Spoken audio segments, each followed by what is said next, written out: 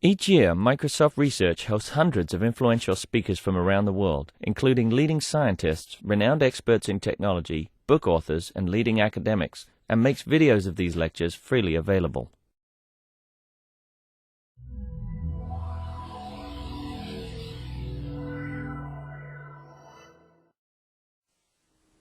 Hello, welcome. Glad to see you could make it. My name is Stuart Ozer. I've been with Microsoft Research for a couple of years, currently working in the SQL Server product group. Over the last 2 years, it's been my pleasure to work in collaboration with Dr. Robin Gattel from University of Texas in Austin, who has built an enormous system over the years to curate and analyze detailed structure of ribosomal RNA and other RNA molecules. And we've worked together to evolve the system to leverage database technology, in particular SQL Server 2005 and a lot of new tools to make the process both more productive and streamlined for accomplishing science, but also to facilitate new discovery. And Robin's going to talk about the significance today of RNA science, about the system that he's built, and the evolution of the system utilizing new Microsoft technologies over the last couple of years. And when Robin's done, I'll spend a little bit of time going into some more technical detail on the architecture, and if we have some time, a little bit of demonstration as well. So with no further ado, Professor Gattel. Thank you. So first, can you hear me? Okay. A few months ago, in the June issue of The Economist, this was the front cover. And I find this interesting and important because starting as a graduate student in 1977, so I'm starting to feel a little old, studying RNA was not considered to be fashionable. It was proteins. But my PhD advisor, Harry Noller, had said RNA is more important. But most people just don't know it at the time. And so I will briefly talk about now how there's a major paradigm shift going on right now in biology, and it's essentially focusing on RNA. So our perspective of how the cell works is going to be changing in the next few years. That's a quote you could. And so I was pleased to see that The Economist was picking up on this. Okay. I am trained as a biologist. I've never taken a computer science course in my life. Some people would like that, others don't. My enjoyment is working with the sequences. Being a scientist, being a biologist, asking specific biological questions. My PhD thesis was to predict the secondary structure of a molecule called ribosomal RNA, because in the lab that I worked in, the first rRNA was determined, it was 1,500 nucleotides in length. And I learned very quickly that it was not a simple problem to solve. And so what I started doing at the very beginning was starting to work with computer scientists to help develop new programs.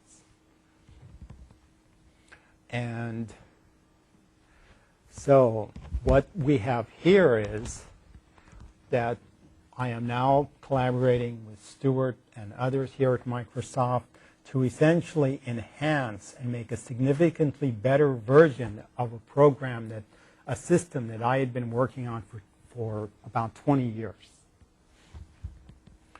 Okay. Importance RNA science. So there's about 5 major sections in my talk. So one is importance of RNA. This is an outline of what's to follow. Grand challenges in biology and the use of comparative analysis. Briefly, not knowing the audience, these are 2 different pictures of a cell, and there's a ribosome, which is the major focus for us, and the ribosome is where you translate a RNA into a protein, and there's all these other components inside the cell. One of the main take-home lessons is that it has always been viewed that the proteins are the most important part of the cell. And RNA was simply a messenger RNA, which is an intermediate between its DNA and the protein that's translated from that messenger RNA. This is the paradigm that I'm talking about is going to change. RNA is going to be involved in many, many stages of what goes on inside the cell, while currently it's thought that proteins are actually regulating and involved in much of the cell's activity. Yes, proteins are very important, but RNA has a lot larger role than it is currently given credit for. This is a figure I found in an excellent book that just came out called Understanding Bioinformatics. It's the best bioinformatics book I've seen. Since I teach a course, they sent it to me, and it's the book I'm going to use. I like this diagram that they show because, just to emphasize a few points quickly, you have essentially nucleic acid world center, and one component here is you've got structure and RNA, and it breaks down into nucleotides and base pairing and RNA structure, and you've got evolution as a major component, and you have translation and as a major component, and you have the regulation as a major component. And traditionally, each one of these are treated as individual dimensions. And many of the components actually within these are treated as an individual component. And one of the things that I've been doing, and a major reason why Stuart and I started to collaborate is, and I will talk about this, is that we wanted to bring multiple dimensions of information all together. Because by doing so, we could then decipher, sniff out more knowledge and information about the system. As previously, each one of these were treated as an individual dimension and was not compared, related with any of these other dimensions. Okay, so what I was saying earlier, previous paradigm, rRNA, tRNA, messenger RNAs are the major RNAs in the cell, and this perspective is changing. And so most of you know about Watson-Crick base pairing, AU and GC, and it's thought that RNA structure is sort of simple, that these will form into a helix. But what we and other people have found is that in reality, you can form all types of base pairing. You could have an AA base pair, a GG, a CC, and that these can form into a three-dimensional structure, and these three-dimensional structures are capable of doing catalysis, which in the past was thought to be just something that proteins do. So RNA, in one sense, is, I like to think of it as a DNA-protein hybrid. It has capabilities of acting like DNA in the sense that it has Watson-Crick base pairing, and it can form a helix, but it also is like a protein in the sense that it forms an interesting three-dimensional structure that can catalyze a reaction. This is one of the major perspectives that's changing. The second one is that it has generally been accepted that the complexity of an organism scales with the amount of protein in the cell. So they have a complete genome of C. elegans, which is just a small worm, and Drosophila, and human, and mouse, and other complete eukaryotes. And they thought that they would find more proteins in these larger, more complex organisms, i.e. humans would have a lot more proteins than C. elegans. What they're finding is that approximately all of these different eukaryotes have approximately 20,000 proteins. But what they're finding is, and this is still sort of an early stage, so there's people that still debate this issue a little, but I actually believe it's correct, so I'm going to say it, is that it appears that the complexity of the organism scales with the amount of RNA in the cell. So I've now just stated two primary reasons why RNA is more important.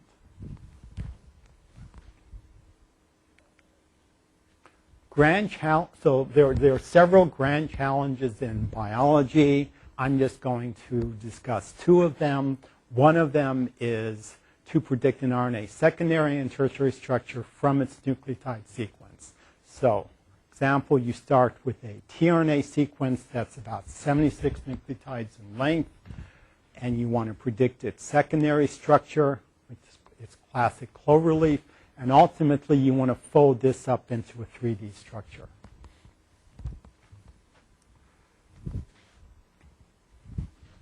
A second major grand challenge in biology is to determine the phylogenetic relationships for all the organisms that exist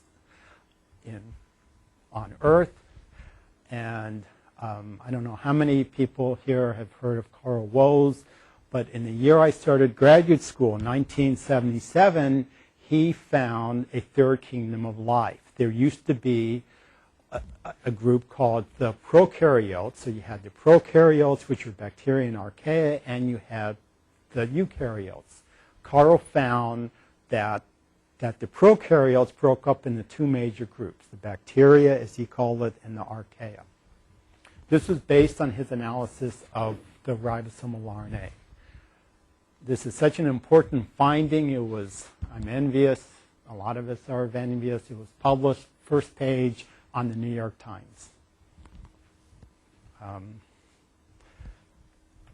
These are two grand challenges. You'd also think these two grand challenges are two entirely separate issues. But there's this famous quote, which I like.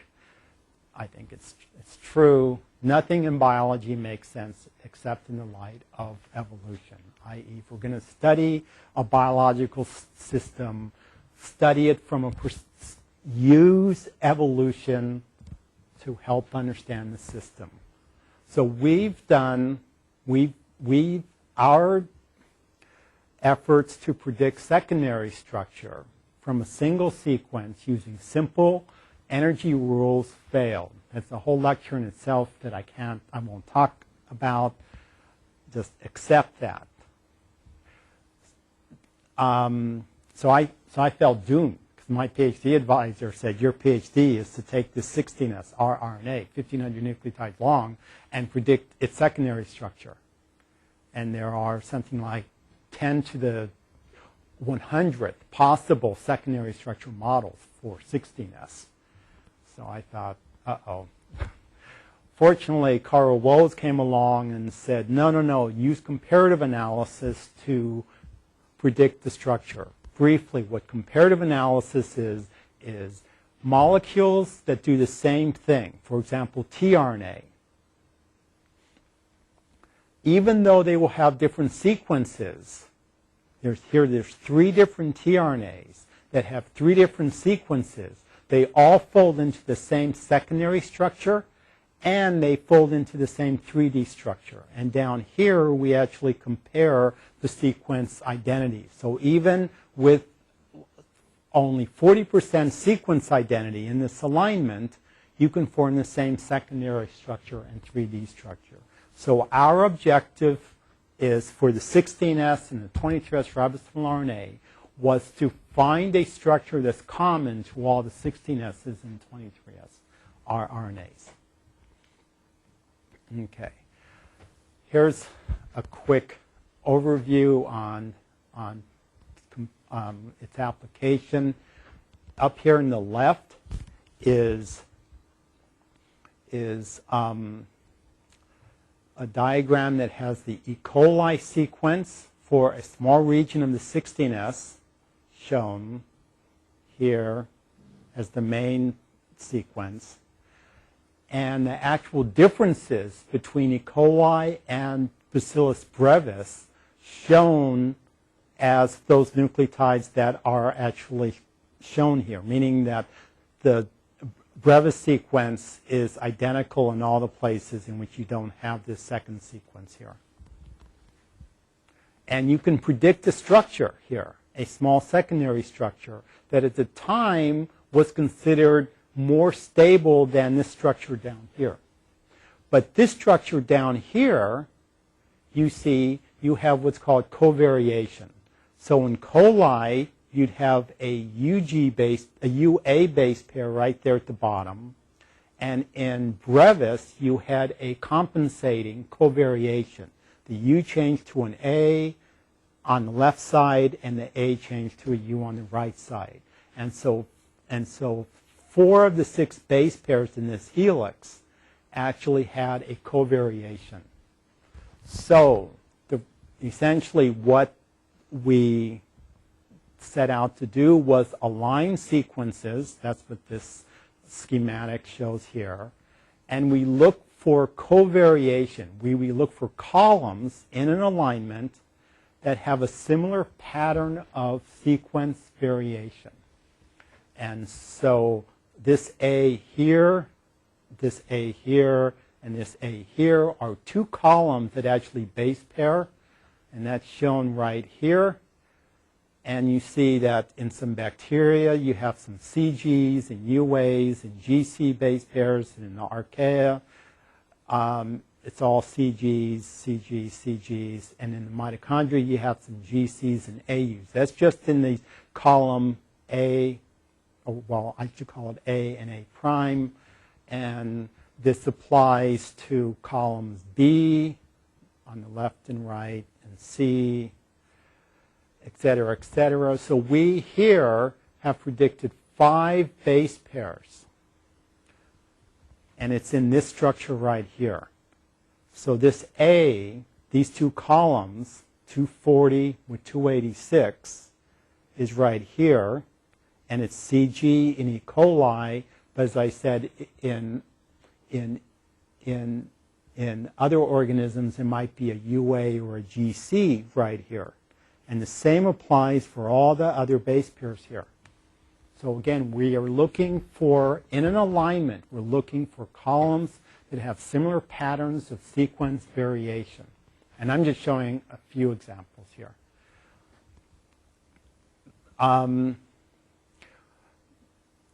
We then predicted the entire 16S ribosomal RNA structure as shown here. It's about 1,542 nucleotides in length. And I spent about 20 years working on it, of which at the very beginning we had 2 sequences, and we predicted part of it, and then a 3rd sequence came, and we essentially treated that first structure as a hypothesis and asked, is the 3rd sequence consistent with that structure, or does it add new structure or take out any existing structure? And I kept iterating and iterating and iterating for 20 years. I did other things too.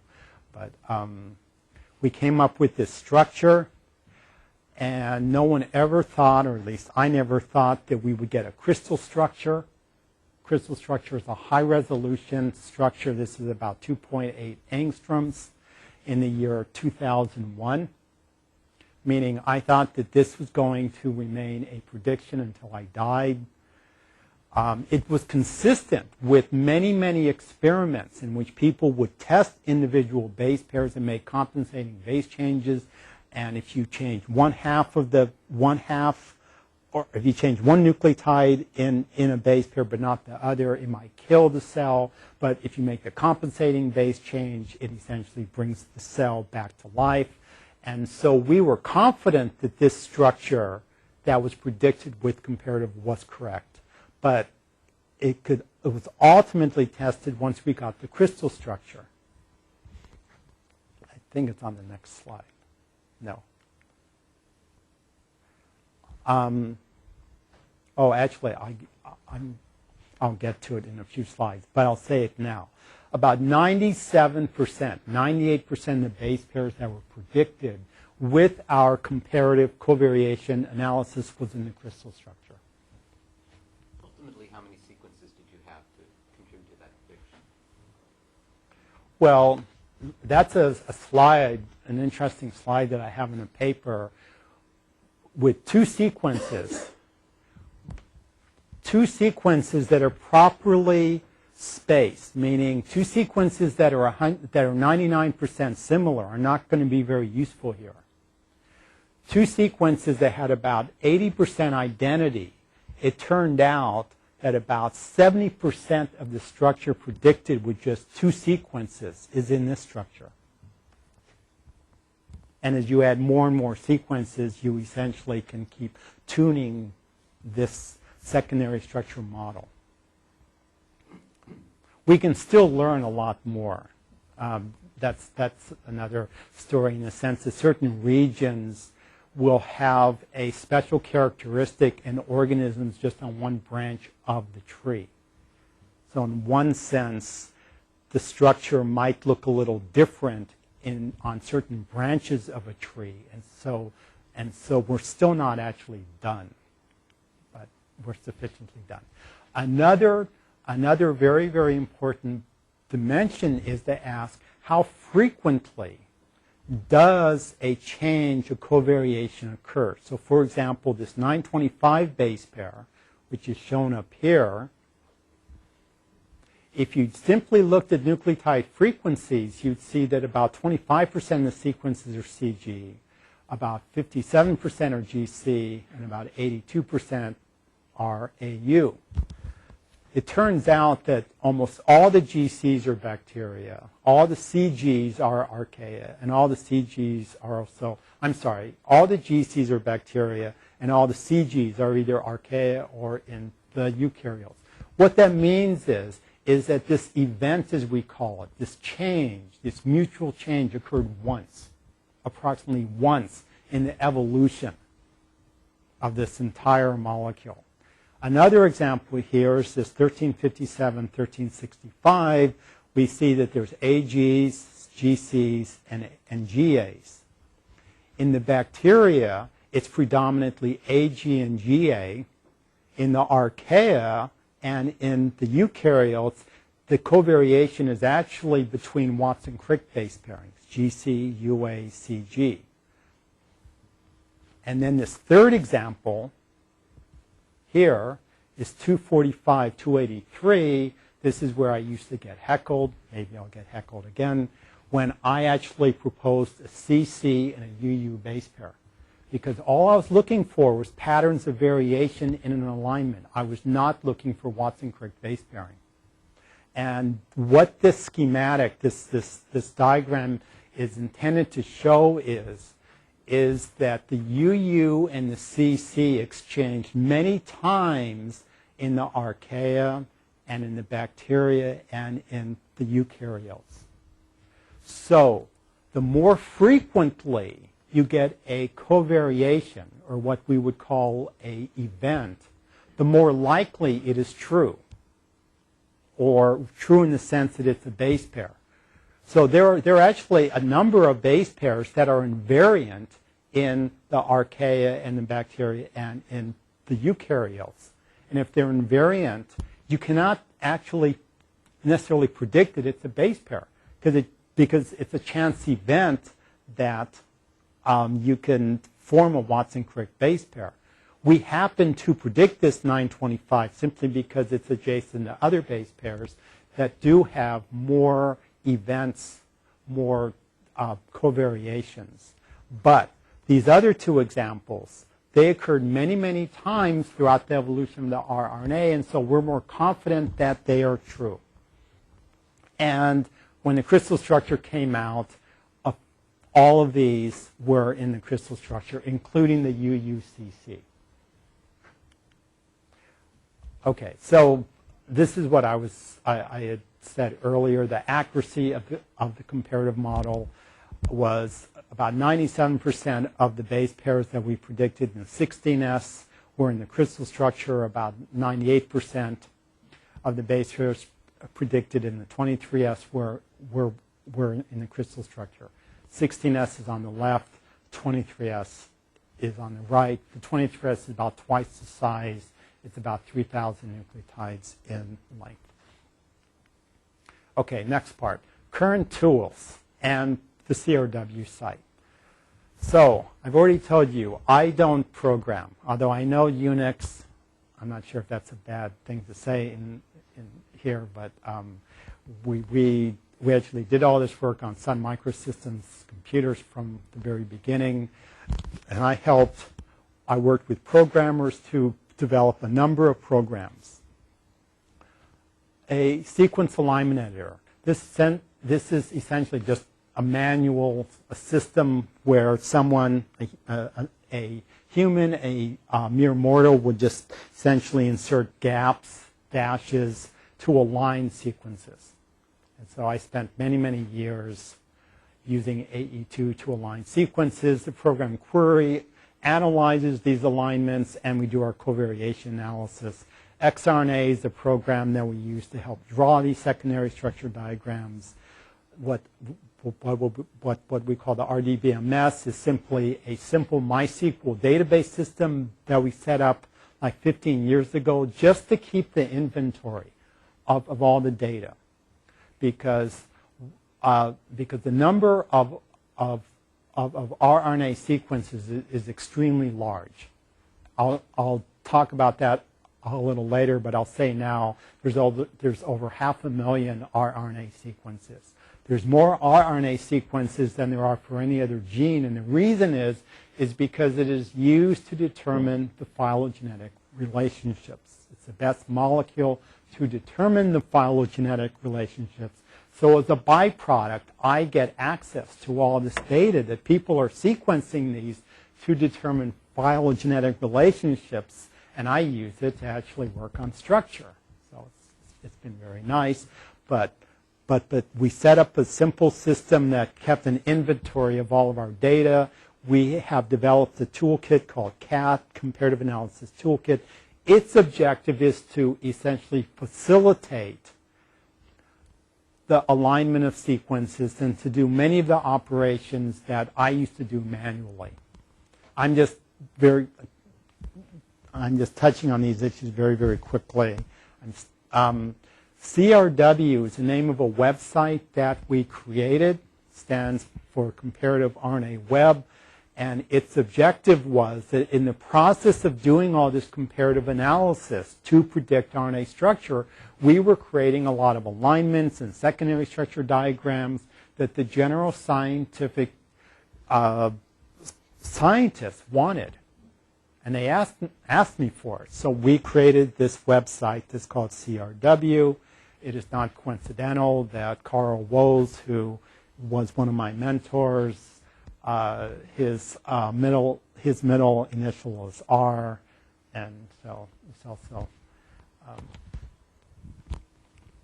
stands for Carl Woese. It's probably too small to completely appreciate, but these are a few snapshots of the CRW site. We have recently updated it. This is the newer version. This is the home page. And here we would have a list of all the available 16S sequences and all the 16S secondary structure diagrams. And so we generate secondary structure diagrams for many of the sequences. And this is a picture of an alignment. And this is still a small alignment. We have alignments now that have over 80,000 sequences in them. That's 80,000 in the Y direction. They can have 3,000 nucleotides in the X direction, but in terms of columns, you can have 10,000 columns. So it's a big, big data set. We have various pieces of information like nucleotide frequencies, base pair frequencies for every base pair in our predicted structure. Much of this information, or some of this information, was created statically. Some of it comes from our MySQL database system. It's a bit cumbersome. We created the system called RNA-map. This is a Java system, and our objective is to begin to bring all this information together so that normal scientists that want to learn more about rRNA or any RNA, and they don't want to spend all the time that I spent putting things together, we created this Java applet that in this case has a 23S rRNA, and that this will link to various pieces of information. So what I did here, which I thought was pretty cool, was that we actually read in the 3D crystal structure. And as you mouse over a region, those nucleotides that are within a certain distance of the nucleotide that you've moused over will show up in red. And so red means that you're very close together in 3D space, and then yellow means that you're a little further away, and green means that you're even further distance, and no color means that you're really far apart. It's just a little useful tool for you to begin to transform this secondary structure into a 3D structure, meaning that this region of the 23S is in proximity with this region and this region. So, Robert, can I just ask a question about that?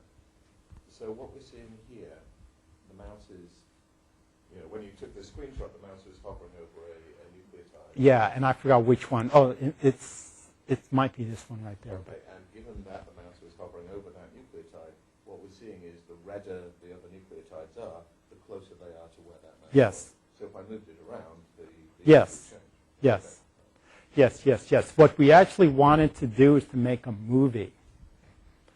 We started doing it, but it was too cumbersome, and so we need to improve how we do it, in which you would automatically, the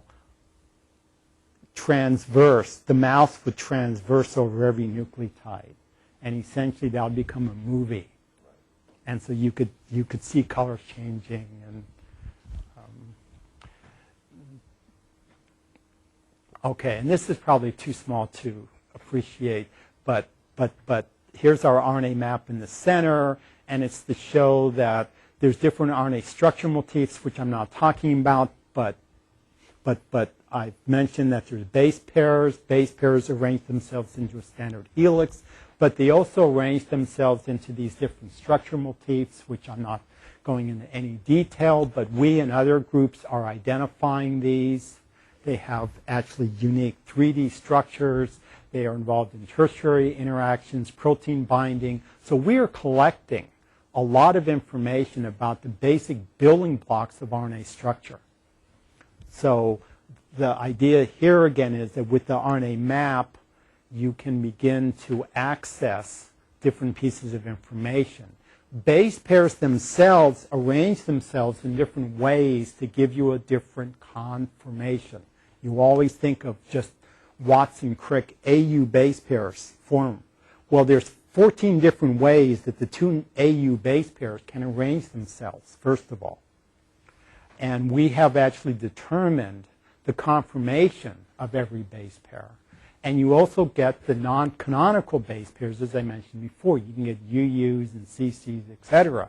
And all of those have 14 or 15 different ways of arranging themselves.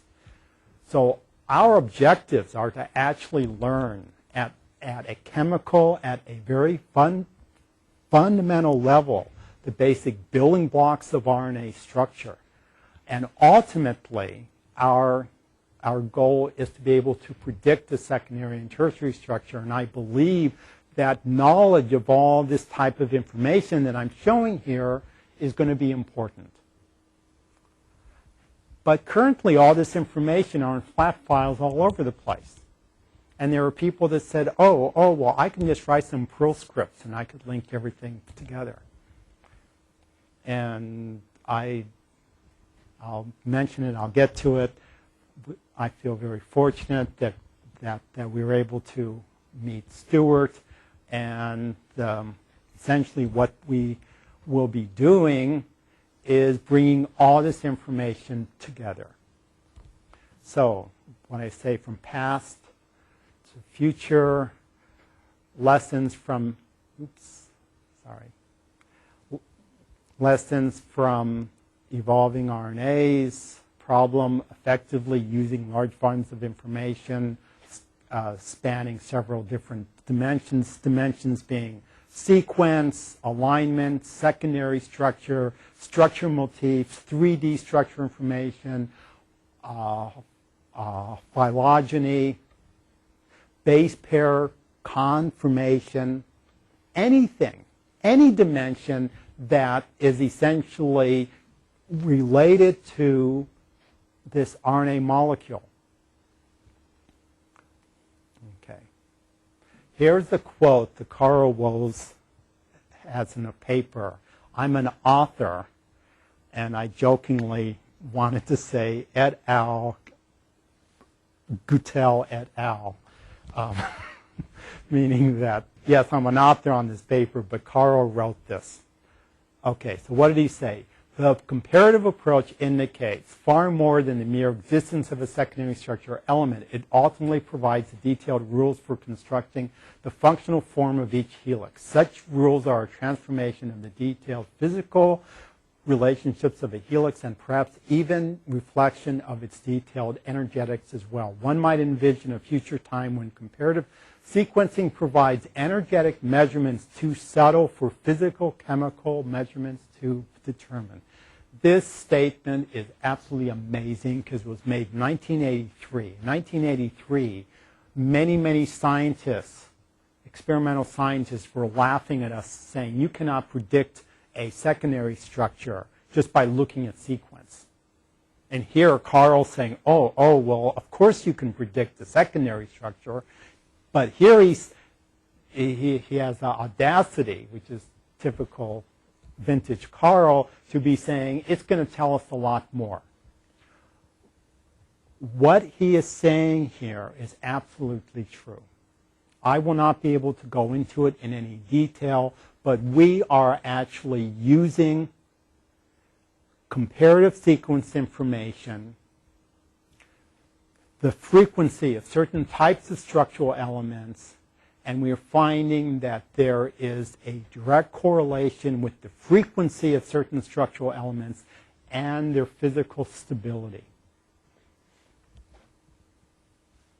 So Carl's absolutely correct.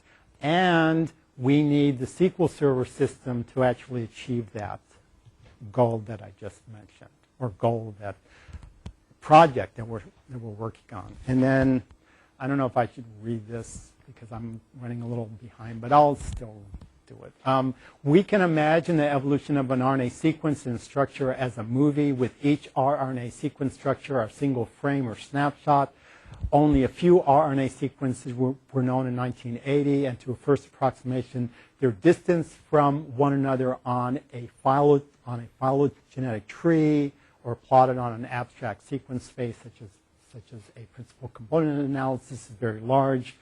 Accordingly, the amount of variation between each snapshot is significant. However, as the number of RNA sequences increases, this distance between any two snapshots on average decreases. At this time, we have a dense sampling of RNA sequences on some regions of the sequence space graph, which will allow us to map mutations that occur within a small window of time.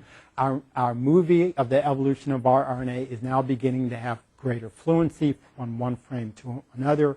More detailed steps and pathways in the evolution of large complex RNAs can now be reconstructed.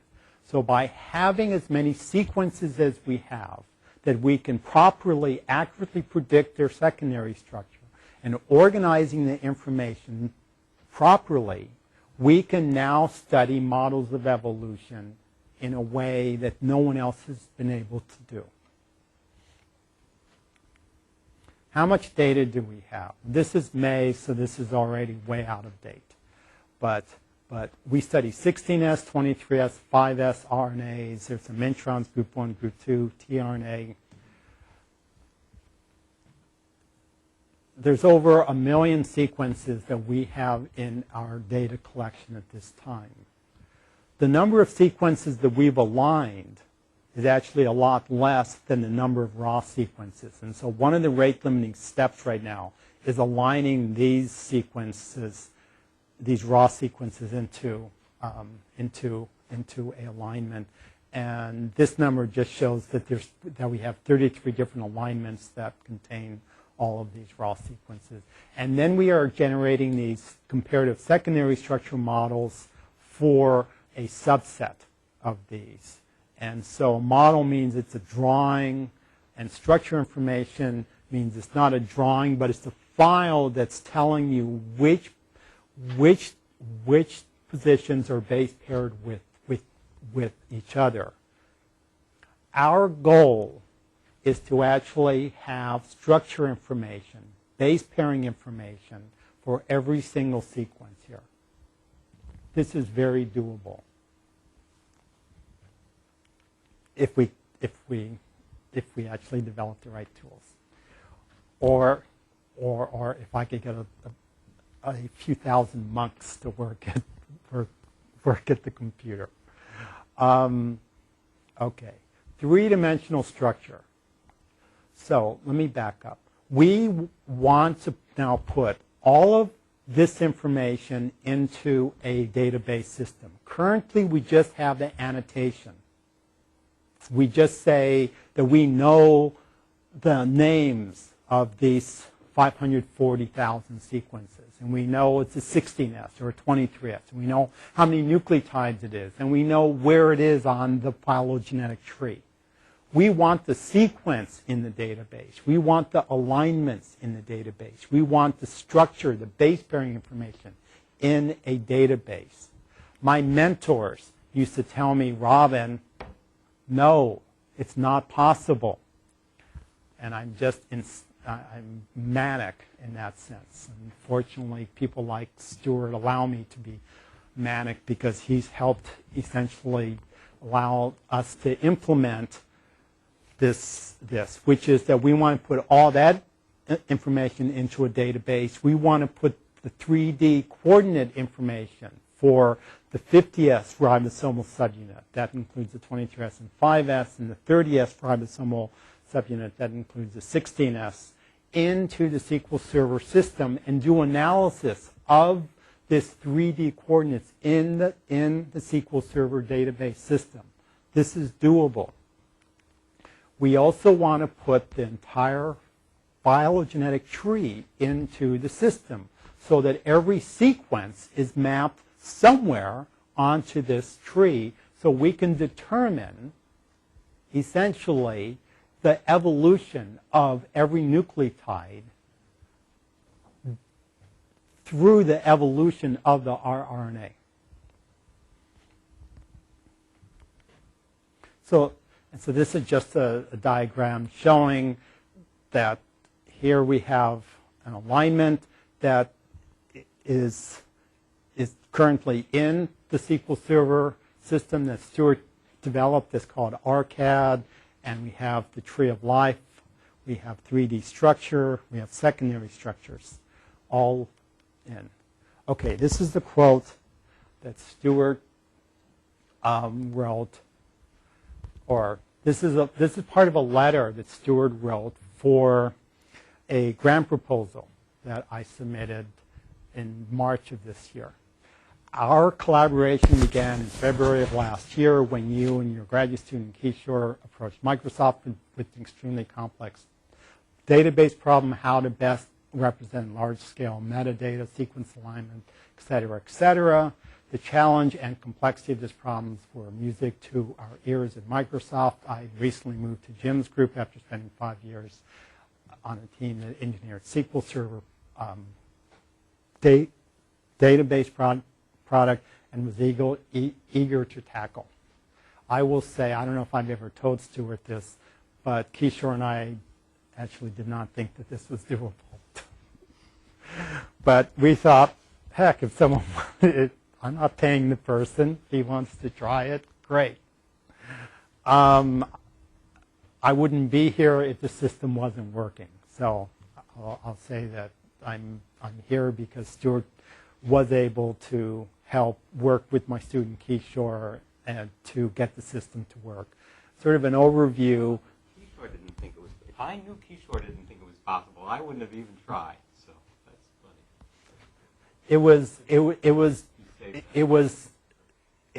He made the first contact with you, and he said, "There's this guy that says that it's doable," and I just don't think so. But because you kept after him, meaning if you didn't keep after him, he probably would have just dropped it. But and after about 2 weeks, he was very excited about it. So we essentially want to develop principles of RNA structure, which is a general concept, and that it's going to need these various components, of which we need phylogenetic information and RNA structure information and knowledge base information, which is knowledge that we learn from our alignments and our phylogeny, and we need the proper hardware and software. Okay, part 4, of which I said I would go to 220, and I still got another section to go, but I'll try to go quick. Future development. The project with Stuart, Stuart called RCAD, for RNA Comparative Analysis Database. But at the meeting I went to in October in North Carolina, the Microsoft meeting, several people said, "But Robin, why don't you consider a TCI application in which you actually can do more?" And I thought, I can actually fantasize about things that we really want to do. What we really want to do is, RCAD is extremely useful because it has all this information that I just discussed. The problem with it is that you need to be a programmer like Kishore or Stuart and write SQL commands to essentially get hands on the data. So what we want to do is to develop visualization or interaction tools that allow you to align the sequences, to see the alignments that sit over RCAD, that allow you to generate these secondary structure diagrams. And so that's the xRNA program. To do the covariation analysis. We also need CAT. CAT was Kishore's thesis, Comparative Analysis Toolkit. This is a tool that that helps align the sequences into their proper form to generate secondary structure information. Currently, much of this was a very manual effort. Again, either we get a few thousand monks or we improve upon CAT. You might say, well, why do you still want to do it? This is CAT 1. CAT 1 allowed us to scale up, but we still need to make many improvements to essentially align all the sequences. So the development tools, RCAD, there's still more that we want to do in RCAD. We still want to improve upon CAT. We want to develop these visualization tools. So we will need, because this is going to get to be a pretty complex system, we'll need some HPC load balancing, but at lunch, Stuart said that's something that we should be thinking about in a few years. That's fine, but I think it's still going to be needed at some point. CRW services. My CRW site currently is static. All the data was statically created. You go and you get it. We want to make it dynamic, that you can actually go and do things dynamically with the data. Sophisticated data analysis. We want to now analyze data in the ARCAD system. So I and Stuart will give some examples of what we are doing here, in which we're now analyzing data in the ARCAD system. Okay, managing. I forgot what that slide was about. Oh, I think this is. Okay, this is actually something. Yeah, it's something that you'll cover. We want to improve RNA map. So I showed it before, and I gave a few examples. But we want to be able to click on a region and actually get a 3D viewer in which you can see the actual chemical structure. You want to highlight a region here on the secondary structure and see it highlighted on its 3D structure. You want to get base pair nucleotide frequency information from simply clicking on nucleotides here. We have part of this working right now.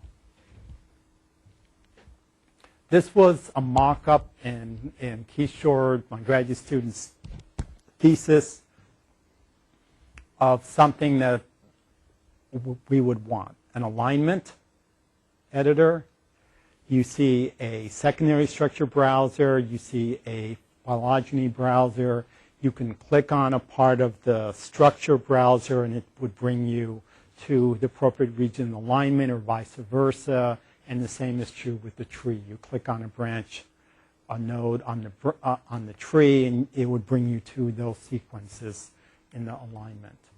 This is something that NCBI has put together. It's called NCBI VAST, which stands for Vector Alignment Search Tool. This was developed for proteins. They have a 3D viewer of a protein, and they have different types of structure motifs that are shown here.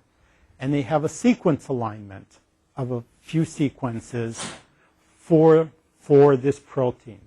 You can highlight or click on regions here, and the appropriate amino acids, nucleotides will highlight, show here, vice versa. It's an interactive tool. It's pretty neat, but I believe we can do much better, and they are not using the SQL Server system.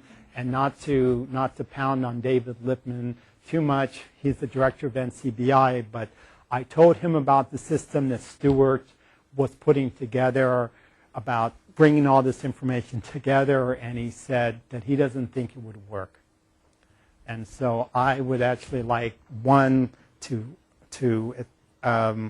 I would like to visit David Lippman with Stuart, if Stuart's agreeable, show it to him, and actually ask him if they might want to do the same thing with their protein system.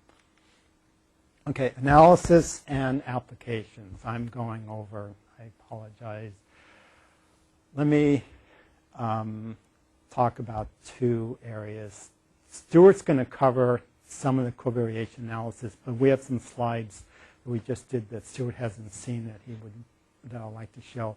And we're doing structural statistics. Structural statistics meaning is that we can now pull out specific types of information, and I'll give you some examples. Okay, in the covariation analysis, when we say event, it's what I was referring to before. It's a change somewhere on the phylogenetic tree. What Stuart did was, by putting in the phylogenetic tree into ARCAD, we can determine how many times a nucleotide or a column or two columns can change simultaneously. And we call that an event. And so what we're showing here is, let me see the next diagram. Yeah, let me show this first, is that all of the base pairs that are colored are those that were identified with the system that Stuart developed. And the darker the color, the more events, the more times it changed throughout the evolution of that molecule. And what you don't see is that we're able to pick up several other constraints that because it's the way that this is drawn, you actually get a lot of crosses right here, which means that what it's showing is that many nucleotides in this helix are changing in a coordinated fashion. It's not just each of the two nucleotides that are base paired that change simultaneously or are constrained, but that many base pairs can be constrained, but that it's a more subtle signal, and you need the phylogenetic tree to actually sniff out that type of information. So back to this, what was shown here is with the threshold, we didn't say it here, was with a threshold of 100, which meant that there had to be at least 100 changes somewhere on the tree, and that about 72% of those mapped to a known base pair, and 28% did not map to a known base pair. And unfortunately, there are ones that are local inside a helix, like right here, or the crosses here that you don't see. But the point is that, sorry for sort of jumping back and forth, jumping too much back and forth, but that I would say the vast majority of this 28% in red here are actually of biological significance that we were able to sniff out by using the phylogenetic tree information. This alignment, this analysis that we did, was a prototype. We wanted to get a larger alignment before we actually brought it to publication. But then I found the paper, and my PhD advisor's name on it, and David Hostler at Santa Cruz, in which they were doing something similar. And they said, we found all these new base pairs by using the phylogenetic event method. And so my heart was thumping, and I was all nervous, and I started looking through their paper, and I just thought, I had real mixed thoughts. First, they were picking up a lot of, or they were predicting a number of interactions that were not in the crystal structure. We only pick up one. I didn't say that before. This one yellow right here is the only false positive. They picked up like 30. And they claim they found about 25 new interactions. And it so happened that I had already found them and published them, and some of them 15 years ago. And I had to send them a very polite letter with attachments of each of my papers highlighting that I found them. It's not to be too harsh on them, but I was sort of shocked that could be published, that they claim they found all these new things when in fact they were found a long time ago. And therefore, my reason for saying that is that if that can be published, if we want, we could publish this version right here. Even though we wanted to bring in more alignments and do more stuff. Okay. 2 more slides. Structural statistics. With our system, you can now snap your finger. Well, it's easy for me. I snap my finger, and I could, which is essentially telling my graduate student to go do something. And sometimes in a day, sometimes an hour, sometimes a week, he comes back and he gives me some information. What we wanted to do here was just ask, what is the actual distribution of ACGUs in the paired or helix and in the loop regions? And the greens, so for example, 30% of the adenines are in a helix. And 70% of the adenines are in a loop or a unpaired region. In contrast, CGs and Us have many more nucleotides in a helix and a lower percentage of nucleotides in the loops. And so the ratio of loop divided by helix, you see that over like almost 2.5 A's are in a loop region versus less than or more CGs and U's are in a helix versus in a loop region. We now begin to understand this. In the 3D structure, they started finding that adenines are involved in many, many tertiary interactions. So even though we didn't understand why there was this bias, we can now begin to appreciate it with the 3D structure. And then I just wanted to emphasize that when you look at the 3' end of a loop, just at the very last 3' end, 50% of all the 3' end of loops is an A. That's an extremely strong bias that we don't have an explanation for. But it's just to give you one of many examples of a structural statistic that we can pull out of our system. And yeah, and so this is the last one.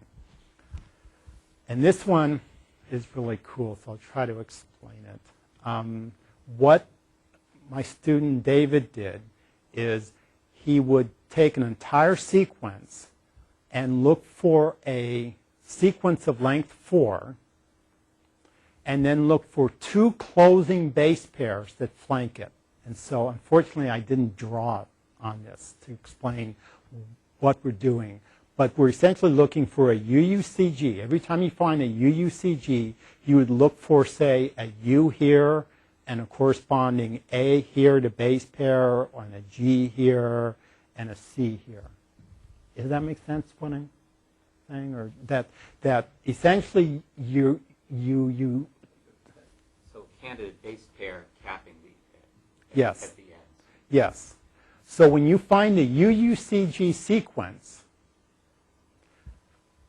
there's over 30,000 examples of those that are closed or flanked with a Watson-Crick base pair, with 2 or more Watson-Crick base pairs. But 27,000 of those are actually in the comparative model. So as a predictor, 88%, if you were a gambling type person and you wanted to start to develop an RNA folding algorithm and you found a UUCG that was closed by 2 or more Watson-Crick base pairs, you would say, I'm going to put that in a secondary structure model. And then we show a few other loop sequences and their percentages. So for example, GCAA, closed by 2 or more Watson-Crick base pairs, about 53% of those are actually in the comparative model. We can go further. You can now start to ask, what type of closing base pairs is it? It might be that when you have a GC that actually closes or closes this GCAA base pair, this ratio might even go up higher. This is just sort of a first round. There's 256 sequences of length 4. We skipped 246 of them, and now I show the last 5. So here, these 5 sequences of length 4 that are closed by 2 or more Watson-Crick base pairs, they occur by chance, but none of them are found in the comparative structure. Okay, I'm running behind. I get some funding from NIH. Hopefully they'll continue to fund me. I've received some funding from Microsoft Research, which is greatly, greatly appreciated, and the Welsh Foundation gives me some money too. This is an accurate list. We have, I don't know, 8 or so different publications or papers that we want to write. Stuart's going to be an author on all of these. I actually have about 5 more papers that I'm working on. Sorry, Stuart, that you won't be an author on. But there's a lot of work that Stuart's been involved in that is publishable, that we want to get published at some point. Future directions, we want to just get more data into the system. We want to develop more types of structural statistics. I didn't show it, but my student David Gardner actually has about 10 different types of structural statistics that he is pulling out, a lot more than what I showed you. But on the other hand, there's still a lot more that I would like to develop. We want to completely integrate the CRW site with the SQL Server, as currently it's mostly getting its data, its annotation data from our MySQL system. So in the process of what we call the CRW migration, and so my person who's a MySQL person is learning SQL Server and is in the process of making this transition. We want to develop, as I mentioned earlier, these web services, dynamic access to this information. For the machine learning type people, we have this project that we are in the process of writing a grant proposal for. It's me and 3 other people, in which we essentially want to obtain the structural statistics, so that's doable. And for the people that are more chemical, you can translate these structural statistics into statistical potentials, and there's these 2 professors that know how to do it, Peng-Yu Ren and Ron Elber. And alignment model, Ron Elber also can use structural statistics to improve the alignments. And then this person, Risto, I don't know how to pronounce his last name, is a CS person who does machine learning. So he wants to essentially independently use the structural statistics to try to come up with some information that ultimately would be used in a program in which we can feed in a sequence and predict its secondary and tertiary structure. And one last thing, part of this is out of date, but I just wanted to mention that NSF has this DataNet announcement in which they want to fund like $25 million a year, these large database farms that essentially would be putting out information like what's at the CRW site. And Jay Brousseau, who's director of the Texas Advanced Computing Center, TAC, wants to use MyLab's CRW site as a prototype for this DataNet.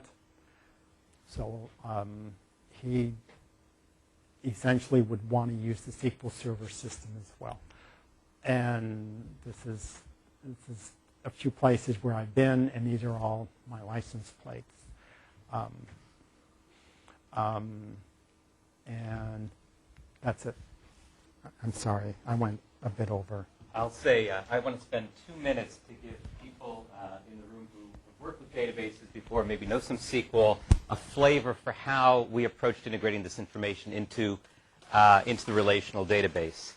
And so let me skip to some of the meat. On the right here is the legacy system that the Gattell Lab had been using, very much focused on a lot of flat files, the sequences themselves, the alignments, sometimes containing as many as 60 to 80,000 large molecules. We're talking about molecules that are 3 to 5,000 nucleotides long. In some cases, just loading these alignment files into a computer system to do an ad hoc analysis, to perform a visualization would take 10 or 15 minutes. The beauty, of course, of keeping all of this in a single integrated database system is that it's available on demand whenever you need it. It's in memory. It's at least accessible to memory almost immediately. So the new architecture, which is we have maybe about 80,000, approaching 100,000 sequences inside SQL Server in alignments, and of course there's a lot more to do. The beauty of this system is that it includes all the sequence metadata, the phylogenetic information, the sequences themselves, and their relationships, their positional relationships within the alignments, along with the other annotations, the structural annotations, the diagrams, and the crystal structure data. This project, from my perspective, was a poster child for the capabilities that were new in SQL 2005. Basically, this project couldn't have been done in an earlier version of SQL Server because we leveraged so many of the capabilities that were newly introduced. In particular, the tree structure representing the tree of life, the phylogenetic parent-child relationships, are represented using common table expressions. If you've worked with SQL 2005, you know what I mean. It allows you to drill down into a tree and to do that recursively. We make extensive use of the CLR, both functions and stored procedures, to implement the comparative sequence algorithms, and also to implement the algorithms that let us navigate down the phylogenetic tree and detect changes in sequences at different points down that tree. That's all occurring as stored procedures in memory, but we're using that tree structure in memory to implement these counting algorithms. Other highlights, most of the material, the information that comes from GenBank comes in a feed daily in XML format, and we're using the enhanced XML capabilities in SQL Server to handle that, as well as a number of the data mining and reporting capabilities. A brief look at the schema in SQL Server just to highlight the kind of information we're keeping in the system. The parent-child relationships representing taxonomy, the tree of life, these are the green tables here. The information about the lineage of the individual sequences are in the sequence metadata tables in blue here. And then the sequences themselves are really information that are retained in the yellow tables, along with the relationship of those sequences to the positions in the alignment. The orange tables represent the structure, the secondary structure. And the real innovation, I think, that we took with this project, because you have to look at columns independently, because you have to look sometimes at a subset of sequences and a subset of columns, we split the sequences apart, and in the database, we actually have a row in the database for every nucleotide in every sequence. Traditionally in relational databases, when you store sequence data, you store long strings, and you pull out a whole string into memory, and you write some algorithms, and you put it back. But here we're using the database itself to represent that matrix at a very fine grain. And we use some clever indexing so that it's fast to access an entire column, it's fast to access an entire row, and it's in fact fast to access a little square as a viewing window within the alignment. Robin mentioned the elements of secondary structure. There are helices, there are different types of loops, hairpin loops, internal loops, bulges where you have a mismatch, you have a bulge on one end and a helix on the opposing end. All of those are represented in tabular form, and I won't go into great detail, but basically for every piece of an internal structure at a particular location of a particular molecule, we have a starting position and an ending position. So basically we do these neat between joins between locations in a molecule and their structure annotations. So we can ask questions like, show me all the bulges that fall in this particular quadrant of the molecule's structure and show me their composition.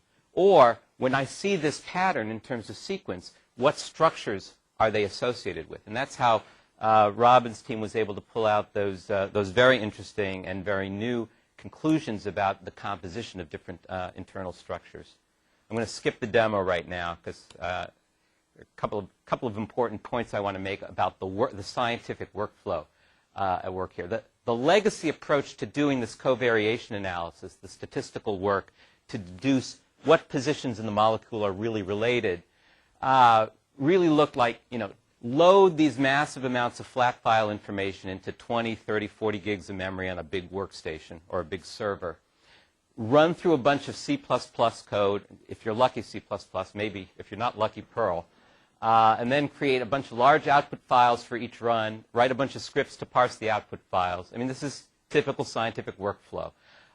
Just some metrics to work on a small alignment involving about 4,000 of these sequences. The sort of the state of the art a year and a half ago was to really spend 16 hours. To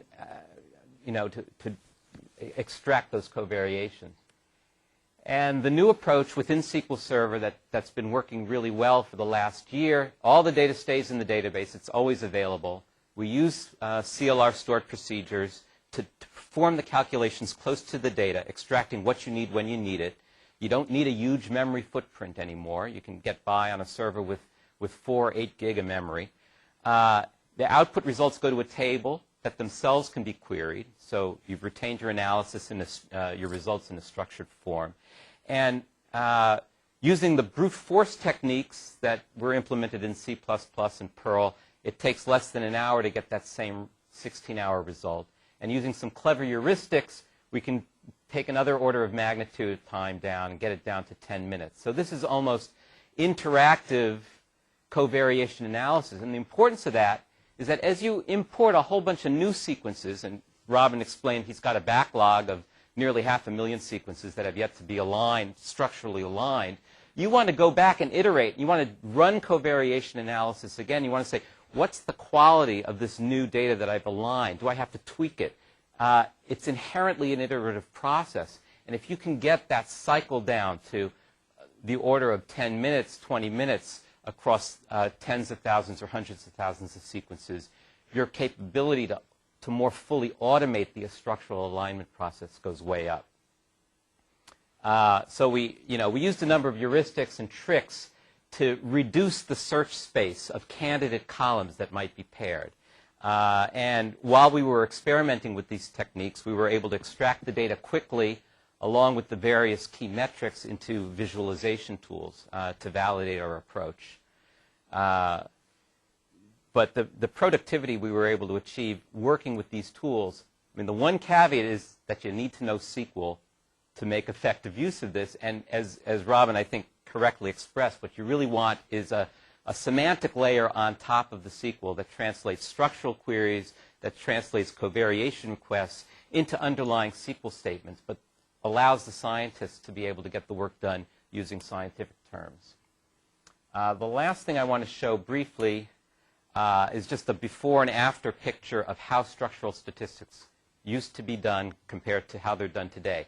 A limited set of structural statistics were available, 3-4 years ago on your site, exploring just the tip of the iceberg of the types of combinations that were possible. And in order to get this data out, it really required first a big parser of this alignment file to run, 14 pages of C++, and then a Perl aggregation script taking the results of these. I mean, just hard-coded, custom-coded. You really had needed to have a lot of internal knowledge about the data structures in order to get the work out, and it required about a week's time to run, and it produced a comprehensive set of statistics.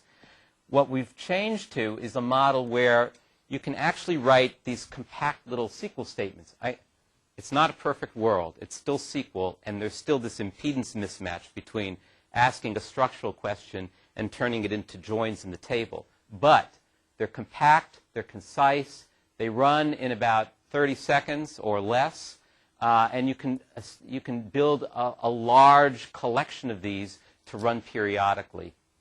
They're much simpler to manage and much simpler to understand and extend. And in fact, Robin was referring to graduate student David Gardner, who's building an extensive library of these routines to ask these really deep questions about what types of sequence patterns are associated with different shapes, different segments, different motifs that we see structurally in the molecule. And it's just a much cleaner and more efficient approach. Rather than waiting a week to get a well-defined batch of output, to be able to ask these iterative and follow-up questions more or less interactively. So that's really what I wanted to emphasize. We have a lot of other interesting work in this area that's being enabled. I think Robin's team, you've begun to really look for people that have knowledge and experience working with databases and with SQL now to be key parts of your team, rather than just Perl scripts and C++ writers. And I think you've seen the productivity of the whole lab really increase, and the nature of the scientific questions that you're able to answer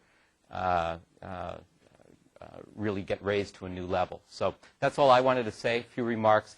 I hope to maybe do a longer talk about this from a database-centric standpoint sometime over the next couple of months in the SQL Server building to get more of the database crew over, and I'll be sure to send an email to the bioinformatics discussion group or interest group so that those of you who'd like to attend that can come as well.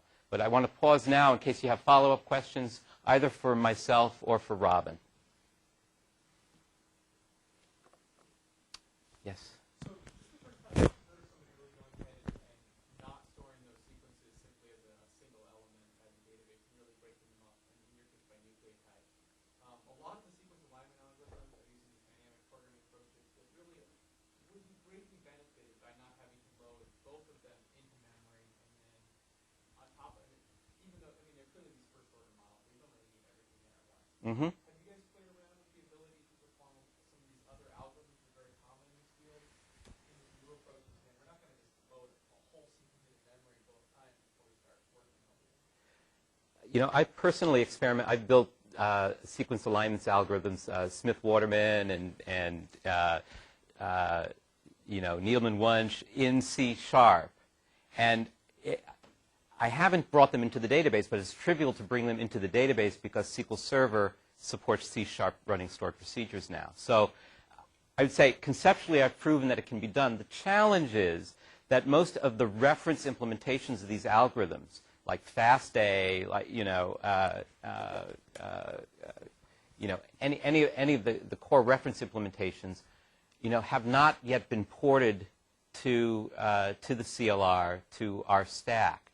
So to get, to write something that's publishable saying, I'm using the FASTA for this alignment, you still have to get it out of the database into some in-memory venue and bring the results back. But it's conceptually, there's nothing stopping us from going there. It's just a matter of just time, resources, debugging, making sure that we get the exact same results in all the test cases, and bringing it into an environment where it can actually be a lot closer to the data.